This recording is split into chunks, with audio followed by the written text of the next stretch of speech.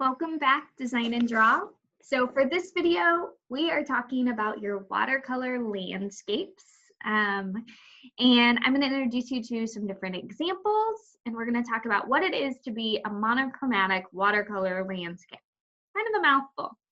So let's go ahead and jump in and look at some examples. So for this, you are going to be choosing some kind of landscape. Now, when you do that, you can choose any landscape you want.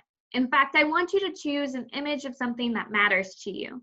Maybe a place that you want to go, maybe a place that you have been, and it can be someplace in any season.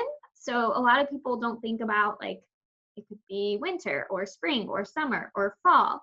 It can be someplace local, or it can be someplace far away. It can have like a building or like you could do the Eiffel Tower, or you could do like a cityscape if you'd like, or you can make it more nature, which works really well for this, but you have the options there. And so I want you to challenge yourself to find an image that matters to you. The image also needs to have a foreground, so like front area, like you see with this main tree, a middle ground, which would be essentially the water, and then a background, and so that would be like the forest and the sky. So make sure you have at least those elements, okay? So you're gonna find an image that you love, and then you're going to be painting it with your watercolors. Now, watercolors are awesome for a lot of reasons. They're awesome because they're easy to transport. You can do this anywhere in your house. You can just, it's not very much to have to move. They're awesome because they're inexpensive, which is nice, which allows me to be able to send a ton of them home with you. They're awesome because they are, like, once you get used to them, they can do a lot of things, and you can mix tons of colors and you can get some really beautiful designs. However, they're also a little bit tricky because you can't go backwards.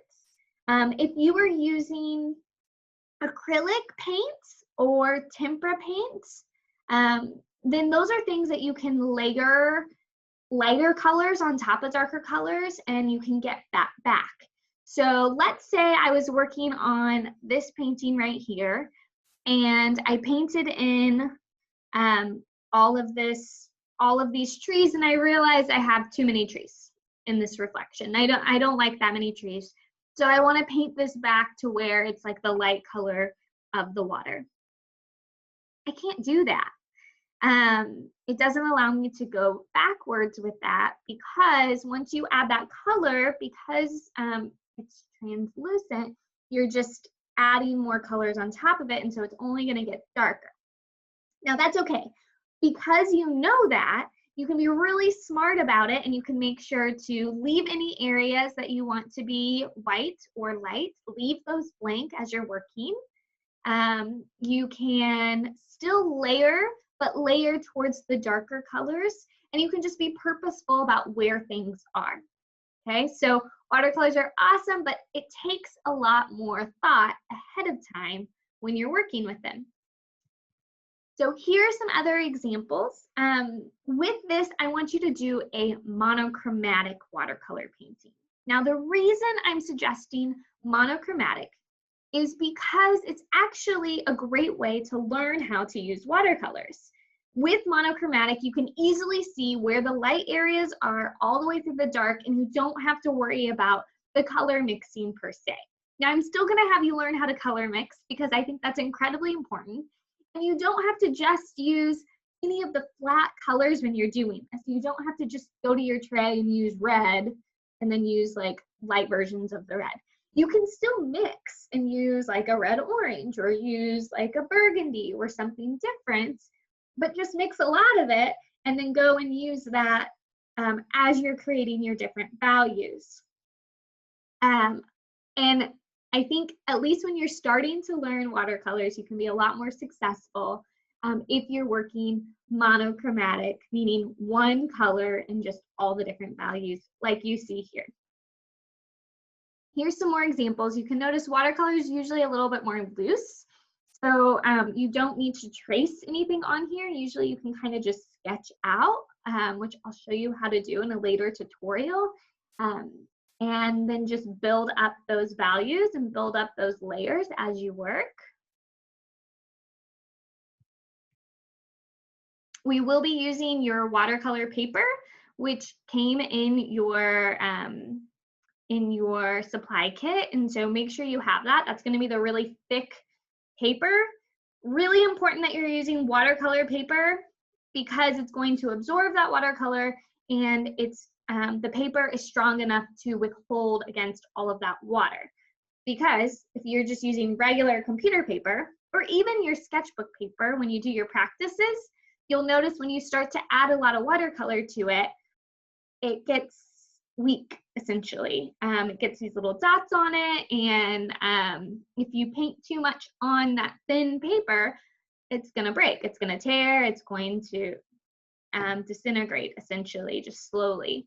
And so it's really important that you use that watercolor paper so that you have a nice base, and you'll notice it's a lot easier to paint on than any normal paper, and you'll get a lot better finishing touches. So here's some examples of some cityscapes. You can do just black and white if you'd like, or you can do, I had like a bunch of blues. Blues work really well. You're gonna need to choose a color that's darker. So let's say you wanna do yellow. Yellow is really tricky because it's so light, and so you're not gonna be able to see a ton of contrast between the yellow of like the dark areas and the white of the paper. Yellow and white's very similar. But what you could do is you could do like a really, really deep mustard yellow, or a like yellow orange with that goes all the way to like a deeper orange. But you need something that's going to have contrast on your paper.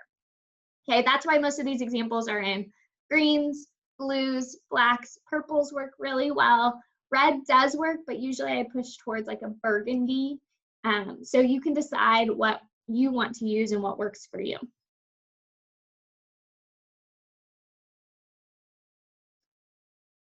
There's more greens like aqua. And then this is an example of somebody building up from like a lighter green, like more of a yellowy green, all the way to like a darker one. So if you want to use a couple different colors to be able to show a little more depth to it, you're welcome to push yourself to do that. All right, so hopefully this gives you a nice little introduction to what these monochromatic watercolor landscapes are, and you get to see some examples. You can move on to the next step.